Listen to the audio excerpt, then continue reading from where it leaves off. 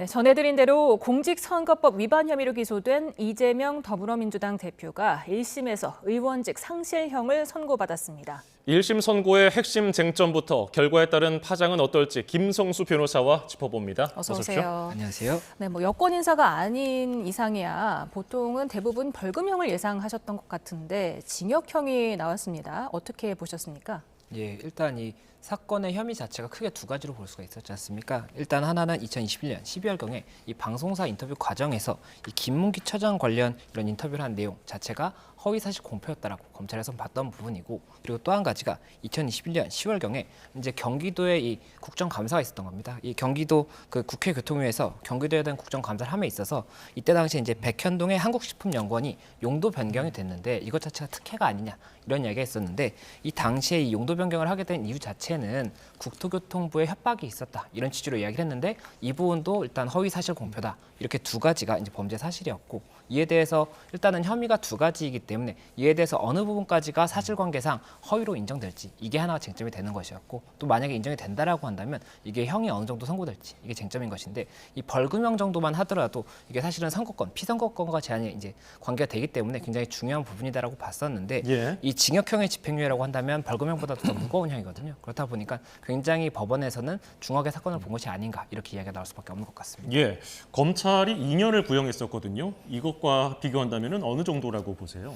예, 일단은 구형을 2년을 했었고 징역 1년에 집행유예 2년이지 않습니까? 그렇다고 하면 이 형량 자체는 이제 절반으로 내려갔다라고 볼 수가 있는데, 보통 검찰의 구형량이 기속되지 않기 때문에 결과적으로는 이 1년의 집행유예 2년 자체가 이 법원에서 어느 정도의 의미를 가지느냐 이것 자체를 봐야 되는 것이고, 이게 집행유예가 뭐 있다고 하더라도 어쨌든 징역형의 집행유예라는 것은 무겁게 봤다라고 볼 수가 있는 것이기 때문에 이 사건에 대해서 아무래도 법원에서는 조금 중하게 봤다라고 하는 것이고, 실제 판결 과정에서도 그런 이야기를 했다고 합니다. 이 부분 관련 공직선거법상의 허위사실 공표를 금하고 있는 이유 자체가 이 대의민주주의의 보호를 위해서 이 선거제를 통해서 이 대의민주주의가 이제 확립이 되는 거지 않습니까? 그런데 이 선거제에 국민의 민의를 왜곡할 수 있는 그런 사실관계가 될 수가 있기 때문에 이런 부분에 대해서는 조금 더 엄히 봐야 된다 이런 취지로 이야기를 하다 보니까 아무래도 재판부에서는 허위사실이 맞다라고 한다면 굉장히 중하게 봐야 된다 이런 취지로 본 것 같습니다. 네, 오늘은 1심 선고지만 이게 만약에 대법원에서 확정이 된다면 이재명 대표는 10년 동안 대선 출마가 불가능하게 되지 않습니까? 예, 맞습니다. 이 공직선거법 266조를 보면 이 선거법 위반으로 이 만약에 유죄의 선고를 받아서 징역형이라든지 벌금형 100만 원 이상을 선고받은 경우에는 이 부분 관련 피선거권을 제한하는 규정을 두고 있습니다. 그렇기 때문에 이 징역형이 이제 선고가 되는 경우에는 징역형의 집행 종료 후에 10년간, 그리고 또 집행유예 같은 경우에는 집행유예 선고로부터 10년간, 또 벌금형 같은 경우에는 벌금형의 선고일로부터 10년, 죄송합니다. 확정일입니다. 확정일로부터 5년간 벌금형도 이렇게 있기 때문에 이 각각의 기간에 따라서 이 공무 단위 제한이 될 수가 있고, 또 이게 당원에 대해서는 정당법에 규정을 하고 있는데, 이 정당법 22조에서는 이 공직선거법 관련해서 이 처벌을 받은 경우에 이 당원으로서의 역할을 할 수 없도록 이 제한을 두고 있기 때문에, 만약에라도 이 당원으로서의 이 역할도 할 수가 없다라고 한다면 이 당 대표로서의 역할도 할 수 없는 것이 아니냐 이런 이야기가 나오다 보니까, 만약에 이 선고가 확정이 된다라고 한다면, 뭐 대법원까지 가서 확정이 된다라고 하면 그때는 굉장히 여러 가지로 변화가 있을 수밖에 없다 이렇게 이야기가 나오는 겁니다. 예. 그리고 또 중요한 부분 중에 하나였던 고 김문기 씨 관련 허위사실 유포 혐의에 대해서는 일부 유죄로 봤는데요. 문제가 됐던 발언 함께 보시겠습니다.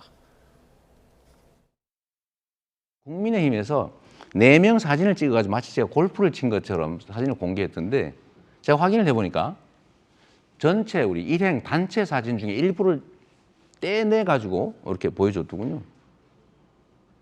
조작한 거죠. 네, 이 부분에서 지금 어떤 부분이 정확하게 문제가 된 겁니까? 예, 말씀드렸던 것처럼 이제 2021년 12월경에 방송 인터뷰에서 이 김문기 처장과 관련해서 허위사실 공표가 있었다라고 봤던 거지 않습니까? 이 갈래가 크게 두 가지였습니다. 한 가지가 고 김문기 처장을 내가 시장 재직 시절에는 몰랐다 이 부분이 하나가 있었고, 또 하나가 지금 방금 저희가 영상에서 봤던 이 골프를 친 사실이 없다 이런 부분이었는데, 이에 대해서 재판부는 이 김문기 처장을 몰랐다라는 부분도, 시장 재직 당시에 몰랐다라는 부분도 허위 사실이다라고 봤었고, 또 이 골프를 쳤다라는 부분에 대해서도, 치지 않았다라는 부분에 대해서도 2015년 1월경에 친 것으로 보인다라고 봤던 거죠. 그렇다면 친 것이 맞다라고 한다면 방송에서 이렇게 이야기하는 것 자체는 허위 사실을 공표한 것으로 볼 수가 있다라고 봤기 때문에, 일단은 이 부분 관련 이 골프 부분은 유죄가 선고가 된 것이고, 이 모른다 이 부분에 대해서는 이 공직선거법 허위사실 공표죄가 이 한정돼 있습니다. 어떤 부분에 대해서 한정이 돼 있냐면 후보자나 후보자의 배우자, 직계 존비속, 형제 자매에 대해서 출생지나 가족관계, 신분, 직업, 경력 등 재산, 행위, 소속 단체, 특정인 또는 특정 단체로부터의 지지 여부 이것들에 대해서 허위 사실을 공표하면 처벌을 하겠다는 것인데 예. 누군가를 모른다라는 것 자체가 여기에 지금 말씀드렸던 것 중에 어디에 해당하는지가 명확하지 않다는 겁니다. 이것을 행위로 볼 수 있느냐에 대해서 이렇게 결국에 쟁점이 된 것인데 이 검찰에서 이 모른다라는 것을 주장하는 것이 이 김문기 전 처장과의 교유 행위 이게 알고 지냈다라는 것 자체에 대한 행위를 이야기를 하는 것이라고 한다면 이 부분에 대해서는 검찰에서 조금 더 증명이 있었어야 되고 법리적인 쟁점이 될 수가 있었다라는 것이고 그렇게 행위로 보지 않는다라고 한다면 이 모른다라는 것만 가지고 이 공직선거법상의 허위사실 공표를 볼 수는 없다라고 해서 이 부분에 대해서는 무죄라는 겁니다. 다만 골프를 쳤다, 치지 않았다 이건 행위가 맞지 않습니까? 그렇기 때문에 이 행위에 대해서는 유죄가 선고됐다는 그런 겁니다. 예, 김문기 처장을 몰랐다는 발언은 무죄, 그리고 함께 골프를 치지 않았다는 내용은 허위사실로서 유죄. 그런데도 포괄일죄라는 걸 적용해서 유죄, 일부 유죄로 봤다는 건데 이 포괄일죄라는 건 또 뭡니까? 예. 이 여러 가지의 범죄 행위가 있었다고 하더라도 이 죄상 하나의 이제 그 죄로 처벌을 한다라고 한다면 포괄해서 하나의 죄라는 겁니다. 그렇기 때문에 이번 사실관계 같은 경우에도 여러 가지 죄가 있지만 공직선거법 위반이라는 하나의 이제 죄로 묶여 있지 않습니까? 그렇다 보니까는 이 무죄가 되는 부분, 모른다라는 부분에 대해서는 허위 사실이 맞다고 하더라도 법상 허위 사실 공표죄로 볼 수 없기 때문에 무죄이지만 이에 대해서는 포괄일죄고 나머지 부분이 유죄가 선고됐기 때문에 이 부분 무죄에 대해서 따로 선고하지 않는다 이런 취지입니다. 이런 걸 또 이유무죄라고 한다면서요? 아, 예, 맞습니다. 이 부분 결국 법상으로 그러니까 사실관계 자체는 검찰에서 주장하는 것이 맞지 않습니까? 그런데 그럼에도 불구하고 이 법상의 이런 내용이 그 해석상으로는 결국에는 무죄가 될 수밖에 없다라고 한다면 이 경우에는 결국에는 그 어떠한 뭐 표현에 따라서는 그렇게 표현할 수도 있는 것 같습니다. 예, 그리고 또 중요한 한 축, 백현동 부지 발언과 관련해서 국정감사장에서 한 발언인데 국토부로부터 직무유기 협박을 받았다 이렇게 얘기를 한 거는 허위 사실로 봤거든요. 근거는 뭐였습니까? 예, 이 부분 관련해서도 이 당시에 이제 백현동 이 부지 자체가 한국식품연구원 부지였는데 용도가 준주거지역까지 한 번에 상향이 됐거든요. 그렇게 예. 되면 사업성이 굉장히 좋아지게 되고 이 사업하는 수익이 많이 나게 됩니다. 그런데 이 부분 관련해서 어떠한 특혜가 있었던 것이 아니냐, 경기도에서 이 부분을 변경해 준 것에 특혜가 있는 것이 아니냐 쟁점이 됐던 부분이고 당시에 경기도지사였던 이 이재명 대표가 이 부분 관련해서 성남시장과 그리고 경기도지사 당시에 이런 용도 변경을 함에 있어서 국토교통부에서 이 부분 관련해서 이 반드시 따라야 되는 이런 의무 규정이 있기 때문에 만약에 이것을 따르지 않으면 직무유기 등으로 처벌될 수 있다는 취지의 협박을 했다라고 이야기를 한 겁니다. 예. 그런데 이 부분 관련해서 재판부에서는 여러 가지 이런 정황들을 봤을 때 이 여러 가지 검토를 하고 이야기를 한 것이고 이게 전체적으로 봤을 때는 결국에는 성남시라든지 경기도 이 측에서 한 것으로 봐야 되는 것이지 국토교통부에서 이 부분을 한 것으로 볼 수는 없다라고 봤기 때문에 그렇다면은 국토교통부에서 이런 뭐 협박이라든지 종용이 없었음에도 불구하고 이 부분을 이렇게 공표를 했다라고 한다면 허위사실 공표가 될 수 있기 때문에 이 부분 허위사실로 보고 이 부분에 대해서도 말한 행위가 있지 않습니까? 그리고 예. 이때 당시에 내가 협박이 있었다 없었다 행위가 있지 않습니까? 이 부분에 대해서는 그렇기 때문에 유죄가 선고된 겁니다.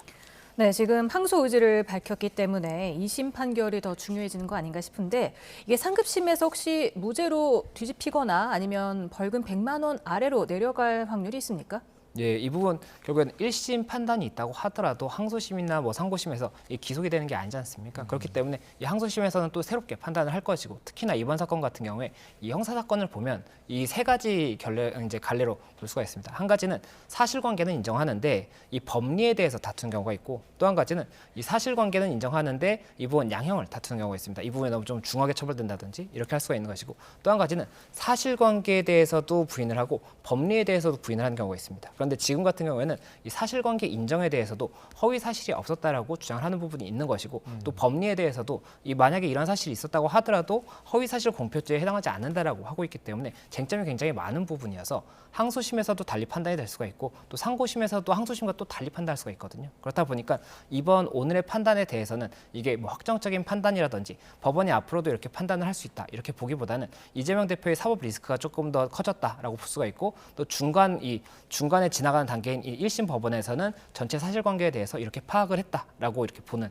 좀 참고의 여지 정도로 보는 것이 맞지 않나 생각이 됩니다. 예, 앞서서 저희가 설명드릴 때 대법원에서 확정될 경우에 의원직이 상실되거나 차기 대선 출마도 불가능해진다 이렇게 설명을 드렸어요. 그렇다면은 이제 항고 의사는 밝혔고 그걸 넘어서서 대법원까지 판결이 나기까지 얼마나 걸릴까 이것도 좀 궁금하거든요. 예, 이게 공직선거법 270조를 보면 이게 6개월, 3개월, 3개월에서 공직선거 사건 같은 경우에는 사실은 임기가 만료된 다음에 뭐 무효가 된다든지 이렇게 하면 의미가 없지 않습니까? 예. 그렇다 보니까는 이 재판을 빨리 진행해야 된다는 강행 규정이 있습니다. 그런데 이 규정 자체가 이 과거부터 계속 있었거든요. 그런데 공직선거법 사건을 저희가 보면 이 6개월, 3개월, 3개월을 맞추는 경우가 거의 없기 때문에 아무래도 이번 사건에서도 조금 많은 시간이 걸리지 않을까 생각이 되고 또 이제 과거에 이재명 대표가 허위사실 공표 관련해서 과거에 이제 재판을 받은 사실이 한 번도 있지 않습니까? 그래서 대법원에서 무죄가 이제 선고가 됐던 그런 사건이 있었는데 예. 그때 당시에도 1심이 선고되고 항소심까지는 3개월 정도 이제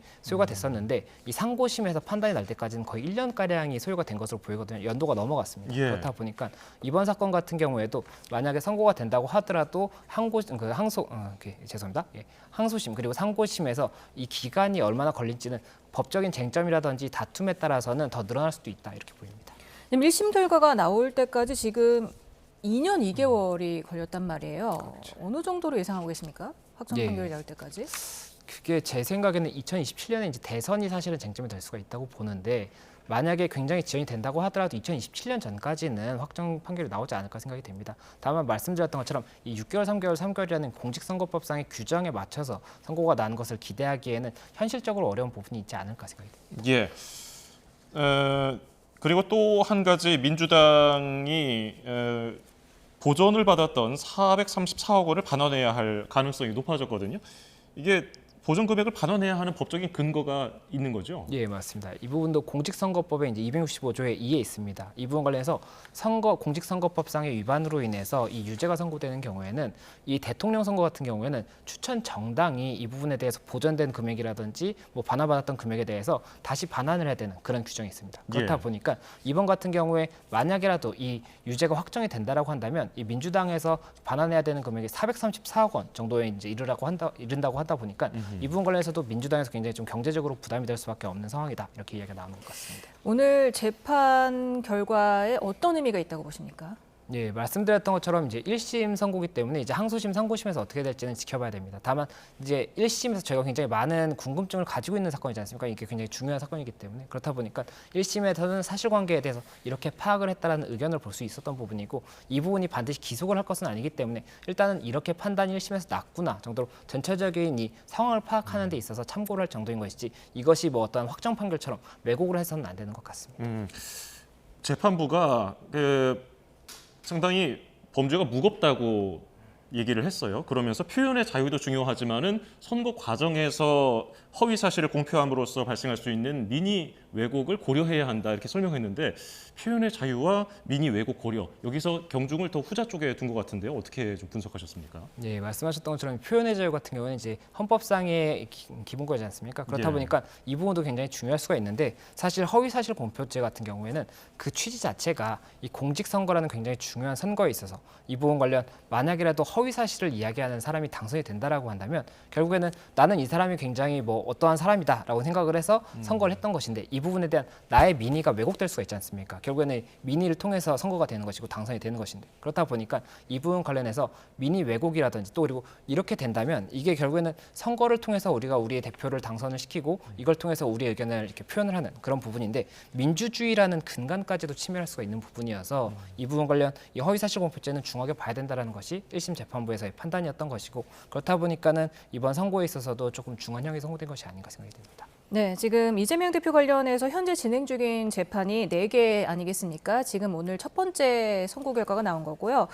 25일에 또 위증교사 혐의에 대한 1심 선고가 예정돼 있지 않습니까? 그 부분은 어떻게 예상하시는지요? 예, 일단 말씀하신 것처럼 25일에 위증교사 사건도 있습니다. 이 사건 같은 경우에는 이 이재명 대표가 과거에 검사 사칭 관련해서 재판을 받은 적이 있었습니다. 그리고 그 재판 당시에 증인으로 나왔던 사람이 있는데 이 증인에게 이재명 대표가 증인 신문과 관련해서 이런 취지로 이야기를 해달라라고 이제 교사를 했다라는 것이 검찰의 주장인 것이고 이재명 대표 측에서는 그런 사실이 없고 이게 만약에 있다고 하더라도 위증교사에 해당하지 않는다 이런 취지로 지금 주장을 하고 있기 때문에 이 부분 관련해서도 결국에는 사실관계를 어떻게 법원에서 특정을 하는지 이 부분이 쟁점이 될 것이고 또 만약에 그런 행위가 있을 때 이것을 위증의 교사로 볼 수 있는지 교사라는 것 자체도 또 이제 법상의 해석이 굉장히 다양할 수가 있기 때문에 이 부분까지도 지켜봐야 될 부분이고 이 부분 결국 일단은 이 부분도 1심이기 때문에 1심의 선고가 어떻게 나오는지는 결국에는 확정이라고 볼 수는 없겠지만 중요한 부분이라고 볼 수가 있어서 어떻게 판단할지는 조금 지켜봐야 될 것 같습니다. 예상하기는 조금 어려운 것 같습니다. 예, 예상이 참 어려운 것이 오늘도 공직선거법 위반 형량이 많은 법조인들이 예상했던 것보다 훨씬 중한 형량이 나왔기 때문에 25일 재판 결과에도 영향을 줄까 이것도 좀 궁금하거든요. 징역 3년을 검찰이 구형한 상황인데 어느 정도로 좀 전망이 됩니까? 예, 일단 이 지금 오늘 선고가 된 사건과 그리고 25일 사건은 아예 이 사실관계 자체가 다른 사건이기 때문에 그렇죠. 오늘의 선고 결과가 이 25일의 선고와 어떤 영향이 있다라고 보기는 어렵습니다. 다만 이 부분 관련 3년의 구형이 있었기 때문에 만약에라도 이 부분 유죄가 맞다라고 한다면 재판부가 이 부분도 중하게 볼 수 있는 여지가 있기 때문에 위증교사라는 것 자체는 또 이 법원의 판단을 왜곡할 수 있어서 굉장히 중요하게 봐야 되는 부분이거든요. 그렇다 보니까 만약에 위증교사가 인정이 된다라고 한다면 이 부분 관련 선고의 형은 꽤 높게 나올 수 있지 않을까 생각이 됩니다. 이 부분에서 금고형 이상이 선고되면 어떻게 되는 겁니까? 예, 이 부분 관련해서도 만약 금고형 이상의 선고가 된다라고 한다면 피선거권상의 이제 제한이 발생을 할 수밖에 없는 상황이고 그렇다 보니까는 만약에 이 유죄가 선고가 되고 확정이 된다라고 한다면 그때도 결국에는 또 이런 전체적인 당의 형태에 관해서도 변동이 있을 수밖에 없기 때문에 이 부분 여러 가지 리스크가 생길 수 있다. 1심에서 결국에 만약 선고가 된다면 리스크를 조금 더 중하게 볼 수 있다. 이렇게 보는 것 같습니다. 예.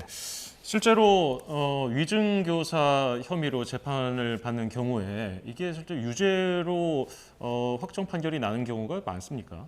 위증교사 같은 경우에는 사실은 위증 사실 자체가 증명이 되고 그리고 이 부분 교사한 것까지도 사실 명확한 경우에 보통은 기소가 되기 때문에 예. 위증교사가 기소가 됐다라고 한다면 유죄가 선고되는 경우가 많습니다.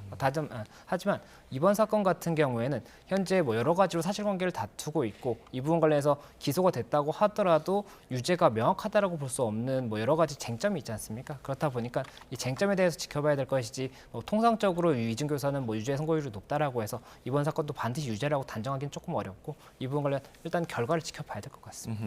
네, 오늘 재판이 사실은 생중계 가능성도 거론이 됐는데 재판부가 허용하지 않았습니다. 그 위증교사 사건은 어떻게 가능할까요? 예, 아무래도 위증교사 같은 경우에도 종합적인 부분을 검토를 해서 뭐 결정을 하겠지만 이번과 동일하게 조금 생중계는 하지 않을 가능성이 높지 않을까 생각이 됩니다. 이 생중계를 했을 때 오히려 여러 가지로 또 뭐 문제, 뭐 사고가 발생한다든지 이런 것을 염려한 것이 아닌가 생각되는 부분이 있기 때문에 그 부분 관련해서도 뭐 법원에서 당연히 뭐 달리 판단할 수도 있겠지만 이번과 유사할 가능성이 높지 않을까 조금 개인적으로 예상해 봅니다. 네, 오늘도 굉장히 많은 사람들이 서울중앙지방법원 앞에 몰렸는데 판사에 대한 신변 보호는 어떻게 진행이 될까요? 그 부분 관련해서는 법원에서 어떠한 조치를 하지 않을까 생각이 됩니다. 굉장히 여러 가지로 좀 관심을 받을 수밖에 없는 상황에 있기 때문에 그래서 그 부분 관련 법원에서 어떤 조치를 했는지까지는 아직까지 명확하게 보도된 부분은 없는 것으로 보이기 때문에 조금 지켜봐야 될 것 같습니다. 예. 이 대표 앞서서도 저희가 언급을 해드렸습니다마는 오늘 공직선거법 관련 그리고 25일에 위증교사 그리고 나머지 두 재판이 더 있는데 그 재판 내용도 좀 자세히 설명을 해주시죠. 예, 두 가지 사건이 더 있습니다. 한 가지 같은 경우가 이제 뭐 대장동이라든지 이런 특혜 의혹이 또 있었지 않습니까? 그리고 또 하나가 성남 FC 후원혹 이게 이제 한 개 사건으로 진행이 되고 있고 또 한 가지 사건이 이 쌍방울 대북 송금 사건이 있습니다. 그래서 그 부분 관련해서도 관여한 것이 아니냐 이런 이제 쟁점이 되고 있는데 이 대장동 사건 같은 경우에는 이제 1심 공판이 진행 중이고 뭐 여러 가지 뭐 증인이라든지 사실관계를 특정하는 그런 이제 기간이 계속 되고 있는 것 같습니다. 그리고 쌍방울 사건 같은 경우에는 지금 현재 공판 준비 이제 기일이라고 해서 이 공판을 진행하기 전에 전체적으로 어떻게 진행할 것인지를 정하는 그런 기일이 있거든요. 그래서 공판 준비 기일이 계속해서 진행이 되고 있다 보니까는 이 부분 관련해서도 준비 기일이 이제 거의 완료가 된 상태여서 곧 이제 공판 기일로 넘어가지 않을까 생각이 됩니다. 네, 오늘 이재명 대표의 공직선거법 위반 혐의 1심 선고가 나왔는데 어제는 또 이재명 대표의 부인 김혜경 씨의 공직선거법 위반 혐의 1심 선고가 나오지 않았습니까? 벌금 150만 원이 나왔는데 어떻게 보셨는지요? 예, 김혜경 씨 사건 같은 경우에도 이제 이 그 국회의원 뭐 전현직 국회의원들의 사모님 그러니까 그 부인들과 식사를 하고 그 식사 대금 뭐 10만 원 정도를 이제 지급을 했다라는 것 때문에 이 공직선거법상의 기부행위 위반이다 이렇게 봤던 겁니다. 그리고 이 부분 관련해서 쟁점이 됐던 부분이 결제를 한 것은 맞지만 이것이 김혜경 씨가 한 것이 아니라 이 다른 이 김혜경 씨와 관련해서 굉장히 좀 가까운 사이에 있는 배모 씨가 있지 않습니까? 이 배모 씨가 본인이 한 것이었고 김혜경 씨는 몰랐다 이런 취지로 주장을 했기 때문에 이 사실관계를 어떻게 보는지가 가장 중요한 부분이라고 볼 수가 있었는데 이 법원에서는 이 부분 관련해서 김혜경 씨가 이 배모 씨의 이런 행위를 묵인 또는 용인한 것으로 보인다라고 했기 때문에 결국에는 기부행위에 대해서 김혜경 씨도 같은 책임이 있다라고 봐서 150만 원이 선고됐던 그런 사건입니다. 예. 그러면은 김혜경 씨는 벌금 150만 원을 선고받았는데 지금 상황으로 봤을 때는 뭐 공직선거법 관련해서 어떤 영향이 있는 겁니까? 예, 일단은 이게 만약에라도 뭐 얼마 이상, 뭐 300만 원 이상이 선고가 되는 경우에는 이 당의 선거에서 당선이 됐다라고 한다면 무효가 될 수가 있는데 이 당시에 선거가 쟁점이 됐던 부분이 이 당내 경선이었거든요. 예. 그런데 이 경선 자체는 지금 이미 임기나 이런 것이 다 끝났기 때문에 기간이 다 끝났기 때문에 쟁점이 될 수가 없는 부분이고 다만 이 부분 100만 원 이상을 이제 벌금형을 선고를 받고 확정이 되는 경우에는 이 선거권이 없는 사람이 되고 선거권이 없는 사람은 선거운동을 할 수가 없습니다. 그렇기 때문에 이재명 대표가 향후에 어떤 선거를 나왔을 때 이 선거권이 없는 사람으로서 선거운동을 할 수가 없기 때문에 그런 부분에 있어서 변화가 있을 수 있는 것으로 보입니다. 네, 어제 김혜경 씨 판결로 이재명 대표와 김혜경 씨의 그 경기도 법인카드 유용 의혹의 검찰 수사가 탄력을 받을 것이다. 이런 전망도 있더라고요. 예, 맞습니다. 이 말씀드렸던 것처럼 이게 10만 원 정도를 이제 결제를 한 것이 누구의 이제 의사였느냐 이런 부분이 쟁점이 됐던 것이고 이때 사용된 카드가 경기도 법인 카드입니다. 그런데 이 경기도 법인 카드가 결국에는 김혜경 씨에게 제공된 카드가 아니라 이재명 대표의 카드였다라고 지금 보이는 것이고 만약에 이재명 대표의 카드인데 이 부분을 경기도의 업무와 관련 없는 부분에서 사용을 했다라고 한다면 이 부분에 대해서는 뭐 법인에 대한 횡령이나 배임이 될 수가 있기 때문에 이 부분 수사가 진행 중인데 만약에 이 사실관계가 특정이 되고 인정이 됐다라고 한다면 이 유용이라든지 이런 부분에 대한 혐의가 조금 더 인정될 가능성이 높아졌기 때문에 검찰의 이런 수사에 있어서도 급물살을 탈 수 있다 이렇게 보이는 것 같습니다. 예. 그러면은 당시에 죄송합니다. 당시에 경기도지사였던 이재명 대표를 추가 기소할 가능성도 있습니까? 예, 그 부분 일단은 카드를 사용한 당사자가 누구이냐 그리고 이 당사자에게 이것을 뭐 용인한 부분이 있느냐 이런 것에 따라서 뭐 이재명 대표도 같이 이 부분 추가 기소가 될 수 있는지는 봐야 될 것 같습니다. 다만 사실관계를 아직까지 특정을 하고 있는 상태이기 때문에 사실관계 특정에 따라서 기소 여부가 갈릴 것 같습니다. 네, 그 내용을 좀 자세히 한번 살펴보면 2018년, 19년 당시에 경기도지사였던 이 대표 김혜경 씨가 그 배모 씨한테 뭐 샌드위치, 과일 등 개인 음식값을 이 경기도 법인카드로 결제하도록 하는 방식으로 예산을 사적으로 이용했다 이런 의혹을 지금 검찰이 수사 중인 거잖아요. 이게 만약에 인정이 된다면 기소가 돼서 인정이 된다면 어떤 처벌을 받을 수 있겠습니까? 예, 만약에 이 부분 형법상의 뭐 횡령이나 배임 이런 쪽으로 본다라고 한다면 이 경우도 어쨌든 굉장히 중하게 볼 수가 있는 부분이고 다만 이 피해 금액에 따라서 다릅니다. 그러니까 어떠한 이득을 얻었는지 그 이득 금액에 따라서 처벌의 정도가 다를 수가 있기 때문에 그 처벌의 정도는 사실관계가 어디까지 특정되느냐에 따라 다릅니다. 지금 말씀하셨던 것처럼 뭐 과일이나 이런 부분도 있겠지만 이 횡령이나 배임이라는 것을 혐의를 이제 정할 때는 전체적인 기간을 봐서 그 중에서 이 경기도와 직접적으로 관련이 없는 부분은 거기다 이제 넣게 됩니다. 그렇다 보면 이 총 금액 자체가 지금 말씀하신 금액 정도로 한정이 될지 아니면 더 높은 금액이 한정이 될지에 따라서 일단 기소가 이루어질 것이고 또 거기서 법원에서 어디까지 증명이 됐는지에 대한 사실관계를 인정하느냐에 따라서 처벌의 기준이 굉장히 달라질 수가 있어서 그 부분은 일단 기소 내용이 어떻게 될지를 봐야 될 것 같습니다. 네. 그 사건과 관련해서요. 검찰이 지난 7월에 이 대표 부부에게 소환을 통보했는데 그 김혜경 씨는 지난 9월 5일에 검찰을 출석했지만 진술을 거부하고 2시간여 만에 귀가를 했거든요. 그 이후에는 어떻게 진행이 될까요? 예, 진술 거부를 하고 뭐 이런 수사 관련해서 이 피의자나 참고인 뭐 이런 경우 이제 출석을 하지 않는 경우에는 일단은 검찰에서는 그 나머지 물적 증거들이 있지 않습니까? 뭐 카드 사용 내역이라든지 뭐 이때 당시에 어떤 일이 있었는지 뭐 경기도에 어떠한 업무가 있었다라든지 이런 것들을 비교를 할 수 있는 자료들이 있을 것이기 때문에 이 부분에 대해서 일단은 확인을 하고 만약에 이런 조서를 작성하기 어려운 부분이 있다라고 한다면 일단은 기소를 하고 그 과정에서 이 부분 법원에서 사실관계를 다투는 과정에서 뭐 신문이라든지 이런 것들을 검토하지 않을까 생각이 듭니다. 네, 근데 어제 재판부가 이런 얘기를 했더라고요. 목격자 없는 살인 사건을 언급을 했습니다. 그 이유가 혹시 뭔지 아십니까? 예, 그 말씀하신 사건 같은 경우가 이제 뭐 증거나 이런 부분이 명확하지 않은 경우라든지 이런 경우에 사실관계를 어떻게 인정할 것이냐에 대한 뭐 그런 부분을 언급을 한 것이 아닌가 생각이 됩니다. 제가 직접 선고를 듣지 못해서 명확하게는 알 수가 없지만 그래서 그런 취지가 아닐까 생각이 되고 그런 경우에 이번 사건 같은 경우도 결국에 여러 가지 사실관계에 대해서 다툼이 될 수밖에 없는 부분이 있었지 않습니까? 그런 사실관계 인정에 있어서 그런 살인 사건의 경우에는 이렇게 법원에서 판단을 했던 사례가 있었기 때문에 이번 사건 같은 경우도 이런 부분을 조금 응용할 수 있다 이렇게 주장한 것이 아닌가 생각이 됩니다. 예. 김혜경 씨 측에서는 이제 항소를 하게 된다면 어떤 점을 주로 이제 논박하는 근거로 삼을 것으로 보세요? 예, 김혜경 씨 사건 같은 경우에는 1심에서도 쟁점 자체가 결국에는 이 카드를 사용하는 것에 대해서 본인은 알지 못했다라는 취지가 가장 중요한 사실관계였던 것 같기 때문에 그 부분 사실관계에 대해서 다툼을 다시 할 것으로 보이고 또 그리고 이 사실관계에 있어서 결국에는 용인했다라고 보이는 거지 않습니까? 법원에서도 직접적으로 김혜경 씨가 지시를 했다라고 보기보다는 묵인이라든지 용인이 있었다라고 보고 있기 때문에 이 부분 관련해서 지금 현재 인정된 사실관계만 가지고 용인이나 묵인으로 볼 수 있는 그런 해석상의 여지가 있는 것이냐에 대해서도 항소심에서 다툴 것이기 때문에 이 경우 같은 경우에도 결국에는 이 법리 해석에 따라서 항소심 그리고 상고심에서 각각 이제 판단이 달라질 수가 있어서 그 판단에 따라서는 어떻게 확정되는지를 제가 지켜봐야 될 것 같습니다. 네, 그런데 지금 이번 사건에서 기부 행위가 일단 인정이 되면서 문제가 된 거잖아요. 그런데 혹시 법인카드 유용은 문제가 안 되는 겁니까? 이 사건에서는? 예, 이 배우자가 법인카드를 써도 괜찮은 겁니까? 예, 이 부분도 배우자가 직접 사용을 한 것이라고 한다면 당연히 법인카드 유용이기 때문에 횡령이나 배임의 쟁점이 발생을 할 수가 있는 것인데 이번 같은 경우에 지금 직접 사용한 사람이 누구냐에 대해서도 쟁점이 됐던 부분이고 지금 뭐 용인이나 묵인이 있었다라고 법원이 판단을 했다는 것 자체는 직접적으로 결제한 것은 아니고 이 통해서 하는 것이고 이 다른 사람이 하는 것에 있어서 용인이나 묵인을 했다라고 보는 것이거든요. 그렇다 보니까 이 용인이나 묵인을 한 행위 자체에 대해서 사실관계를 명확하게 증명을 할 수 있다라고 한다면 그리고 그 부분에 대해서 그 의사 자체가 결국은 이 법인카드를 사용하는 것에 대한 의사 자체가 김혜경 씨 본인의 의사라고 볼 수 있는 정도가 된다라고 한다면 그 횡령이나 배임에 쟁점이 될 수가 있겠지만 그렇지 않다라고 한다면 뭐 공범이라든지 아니면 공범이 아니라든지 이런 식으로 조금 또 달리 법리를 짜야 될 수가 있기 때문에 일단 사실관계를 특정하는 것이 중요해서 검찰에서는 1심 판결만 가지고는 지금 확정이 됐지 않았기 때문에 확정된 사실이라고 볼 수가 없거든요. 그래서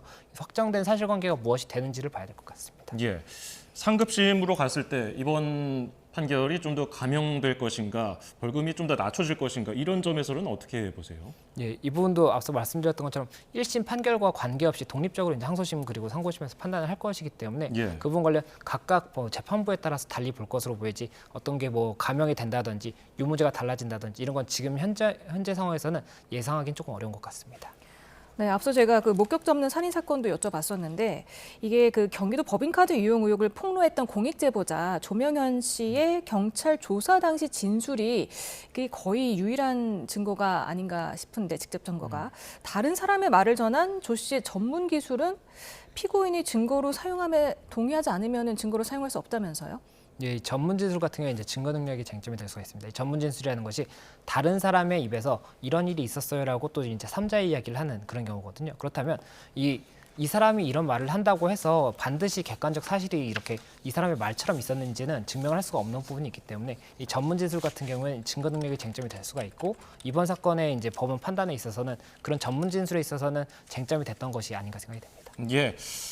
자, 저희가 여러 가지 이재명 대표 관련된 그 재판과 관련해서 혐의 그리고 배우자인 김혜경 씨 얘기까지 해봤는데 지금 TV를 켠 시청자분들을 위해서 오늘 판결된 내용 간략하게 정리를 좀 해볼까요? 예, 오늘 선고된 내용 같은 경우에 이제 이재명 대표의 허위사실 공표죄 관련 내용입니다. 그래서 허위사실 공표죄 관련해서 두 가지 이제 큰 죄가 있었고 한 가지가 그 2021년 12월 당시에 이 고 김문기 처장에 대해서 알았는지 그리고 뭐 골프를 친 사실이 있는지 이런 부분이 하나가 있었고 또 한 가지가 이 백현동 식품연구원 부지 용도 변경 특혜에 관한 그런 쟁점이 있었습니다. 그런데 이 부분 관련 법원 1심 재판부에서는 이 전체적인 진술 자체가 다 허위 사실인 건 맞다라고 봤던 것이고 그 중에서 이 고 김문기 처장을 몰랐다 이 부분에 대해서는 이 허위 사실 공표죄라는 법의 이 법리상 행위로 볼 수 게 아닌 이상은 유죄를 선고할 수 없다라고 봐서 허위 사실은 맞지만 법상 무죄 이렇게 판단했던 부분이 있는 것이고 예. 그 고 김문기 차장과 골프를 치지 않았다라는 부분에 대해서는 사실관계를 봤을 때 골프를 친 것이 맞다라고 보이기 때문에 그리고 또 골프를 쳤다 치지 않았다는 행위가 명백하지 않습니까? 그렇기 때문에 유죄가 선고가 된 것이고 이 백현동 마이스 부지 관련해서는 이 당시에 국토교통부에 협박이 있었다라는 이야기 자체가 허위 사실이라고 봤는데 이 부분에 대해서는 협박이 있었다 없었다도 행위로 명확하기 때문에 이 부분도 유죄가 선고됐다는 그런 두 가지 쟁점입니다. 네, 이 형이 대법원에서 확정이 되면 이 대표는 의원직을 잃게 되고요. 그리고 대선 출마가 10년간 불가능한 데다가 민주당이 그 지난 대선 선거보조금을 434억 원을 받았는데 이걸 반납을 해야 합니다. 그렇게 되면 확정 판결 받은 이후부터 언제까지 그걸 내야 합니까? 민주당이요? 434억을 반환해야 되는 그 부분 관련해서는 지금 현재 공직선거법상의 기간에 대한 부분이 명확하지는 않은 것 같습니다. 다만 이 부분 이제 채권이 발생을 한다라고 한다면 이 채권을 진행하는 과정에 있어서 어떻게 집행을 할지라든지 뭐 가압류를 검토한다든지 이런 부분까지도 이야기는 나올 수가 있기 때문에 일단 지켜봐야 될 것 같습니다. 흔한 사례가 아니다 보니까는 예. 어떻게 진행될지는 저희가 굉장히 좀 여러 가지 변수가 있지 않을까 생각이 됩니다. 알겠습니다. 오늘 공직선거법 위반 혐의로 기소됐던 이재명 대표 1심에서 징역형의 집행유예를 선고받은 내용 김성수 변호사와 짚어봤습니다. 고맙습니다. 감사합니다. 고맙습니다.